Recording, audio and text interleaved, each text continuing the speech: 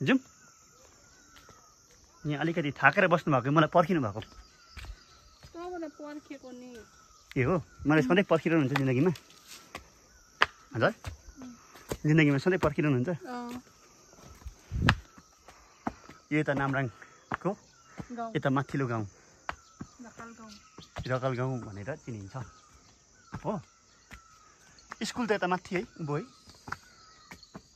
अहिले माथि यो टपदेखि हामीले सबै कुरा देखिन्छ वरिपरि अहिले जाँदैछौँ हामी त्यहाँ यहाँनिर त खोइ के भेटिँदो रहेछ है यहाँ माथि त घारे पोखरी भन्ने पनि छ होइन त्यहाँदेखि उँभो यो वाइल्ड लाइफ सेन्चुरी चाहिँ कहाँदेखि हो हजुर यो पोखरीदेखि पनि भयो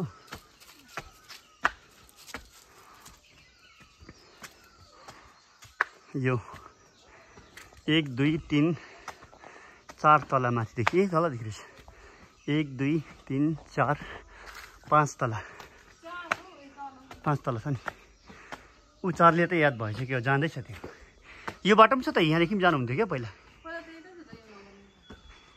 ए पहिला त्यो लरादेखि जानु पर्थ्यो ए यो यता उँभो गयो भने चाहिँ माथि नामराङ स्कुलहरू जाने जग्गा होइन ल हिँड्नु त तपाईँ पहिला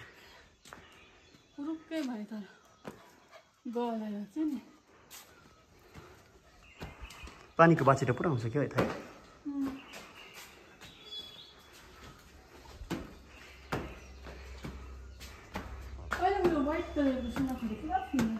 अघिको त्यहाँनिर पुल पुगेको रहेछ म एकछिन नखरी हातमा कति राम्रो अब हामी जाँदैछौँ सिक्किम टुरिज्मको नामराङ ढुङ्गा नामराङ गाउँमा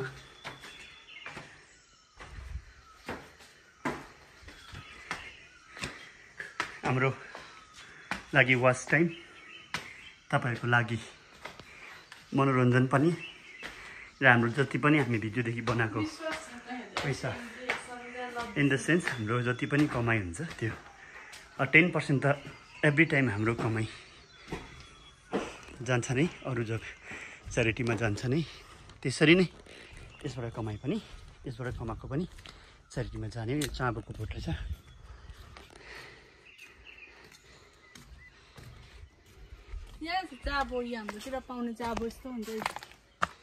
चाबो खाँदा हुन्छ नि त्यो त हुन्छ होला लेकमा पाउने यस्तो हाम्रोतिर पनि मसिन हुन्छ पानको पत्ता भने पनि होइन के होइन त्यस्तै त हो के मजाको यो के हो पनि खानु चाहिँ दामी रहेछ वाह यो फोटो खिच्न मन पर्यो अहिले फर्किँदा खिच्नु ल तपाईँ यो खिचेर आउनु ल म यता माथि जाँदै गर्छु सी इज बिजी चार्ली त अघि माथि पुगेछ त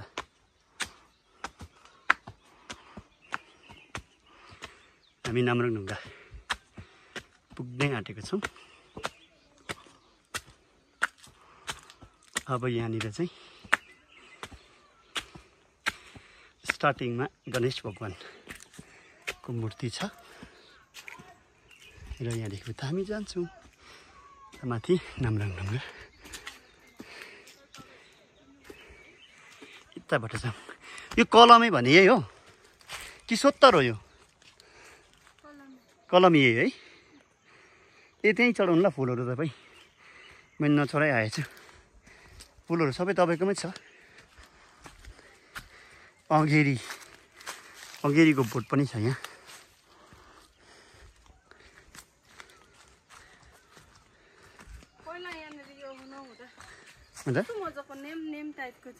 बुकबुके झार थियो यस्तो खालको ड्यामै थियो यो त बुकबुके झार यही त यो हेर्नु त सी कुन चाहिँ खोइ ए यसो गर्दै नेतेक जान्थ्यो वाह सोफा जस्तै हुँदैछ है सोफा जस्तो यस्तो थियो यस्तो kan यो भिडियो बनाउनु नि तपाईँले यो सोफा जस्तो भन्नु तपाईँकोमा अहिले फर्किँदा ल अब अहिले फर्काउनु फेरि बनाइदिनु यसलाई बिचमा हो जस्तो थियो पहिला के मजाको रहेछ हौ। जब यहाँ थियो नि हजुर यो टुरिज्म नबनी भन्दा नबन्ने है अहिले नबनिँदा आएर यस्तो यो सबै यो बन्यो नि त है।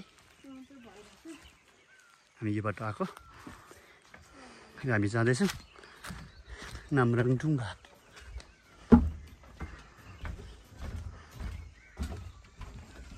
अस्ति आउँदाखेरि चाहिँ गुराँस फुल थियो फुलेको थियो होला नि है। तपाईँ फुलेको यहाँ छ यो जग्गादेखि उता तिनजुर के पो देख्छ यहाँदेखि उता त भालेढुङ्गा देख्ने जग्गा यहाँ एउटा बस्ने जग्गा पनि छ।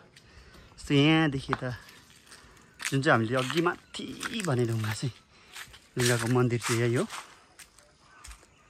यहाँभित्र क्यामेरा नलैजाउँ घन्टीहरू पनि बजाउनु ल घन्टीहरू पनि बजाउनु ल। यहाँदेखि चाहिँ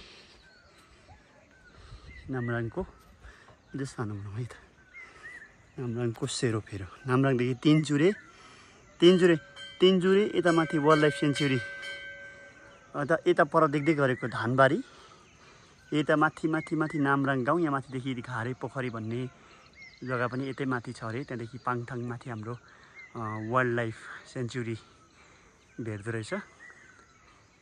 यस्तो छ नजारा यहाँनिर यो चाहिँ हाम्रो नामराङ ढुङ्गा। यहाँनिर भित्र लर्ड शिवजीको मूर्ति छ र यो सबै गुराँसहरू फुल्छ। तर अब अहिले त गुराँस फुल्ने सिजन सक्यो र पनि यहाँ माथि फुलेको रहेछ है। यहाँनिर गुराँस फुलेको रहेछ गुराँस फुलेको रहेछ यसरी र यस्तो छ। यहाँदेखि परिक्रमा गर्ने जग्गा छ यता।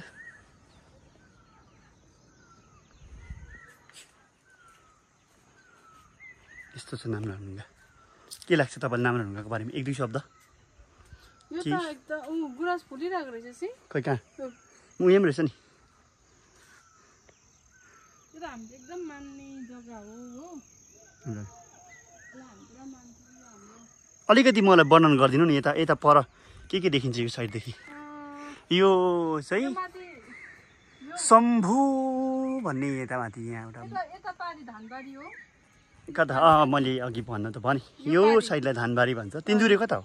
यो साइड ओ म तिनजुरे यता त्यो जुरो देखिने गरेको तिनजुरे त्यही हो। माछालाखा हो यो साइड यता माछालाखा भन्ने जग्गा तल तुमिनसेले हजुर अन्त यता पारी घर अब नामराङ पारी घर अनि यता दाजु त्यो पारी घर हुँदै यता स्कुल छ त्यहाँ माथि हजुर हो त्यो स्कुल हो यो माथि देख्दै गरेको स्कुल हो त्यो यो स्कुल है यो लामो त्यो ग्रीन च्यादर यो चाहिँ क्लास 8 सम्म छ है। साँच्चैकै राम्रो नेचुरल भेजिटेसन छ। यो चाहिँ कहाँ हो यहाँ नेसनल पार्क भन्ने त माथि होइन वाइल्ड लाइफ सेन्चुरी हजुर धुप्पी ओके ल यो चाहिँ नामराङ ढुङ्गा।